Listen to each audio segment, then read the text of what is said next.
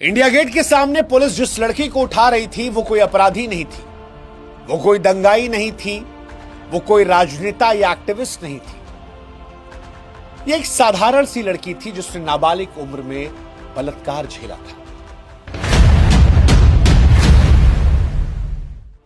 जिसने अपने पिता को पुलिस हिरासत में मरते हुए देखा था, जिसने 7 साल अदालतों के चक्कर लगाए थे और दिल्ली में सरदरात में इंडिया गेट के बाहर बैठकर वो सिर्फ ये जानना चाहती थी कि क्या इंसाफ कभी पूरा होता है। लेकिन राजधानी के बीचों बीच कैमरों के सामने उसे ये सवाल पूछने से पहले उठा दिया गया। और जब ये उठाया गया तो 140 करोड़ भारतीयों के मन में सवाल आया कि क्या इस लड़की को उठाया जा रहा है या वो सवाल जो कहता है कि क्या भारत में वाकई में सभी नागरिकों के लिए समान कानून है। ये लड़की नारा नहीं लगा रही थी, ये लड़की हिंसा नहीं कर रही थी, इसके हाथ में कोई पत्थर नहीं था, बस एक तख्ती थी इंसाफ की मांग को लेकर। इस लड़की के साथ उसकी मां थी जिसने अपनी बेटी का बलात्कार देखा था, अपने पति की मौत को देखा था, लेकिन ऊपर से आदेश आया।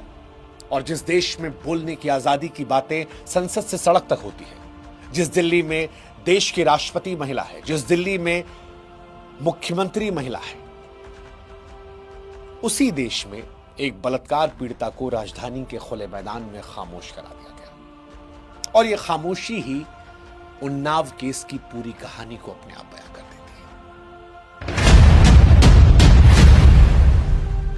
है। यही खामोशी उन्नाव की घटना की सबसे बड़ी त्रासदी है,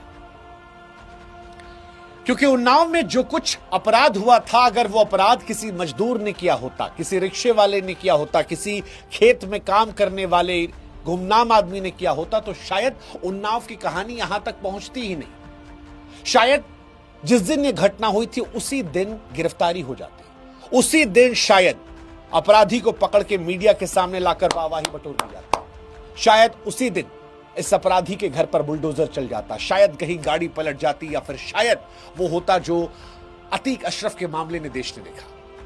लेकिन यहां ऐसा कुछ भी नहीं। जानते क्यों?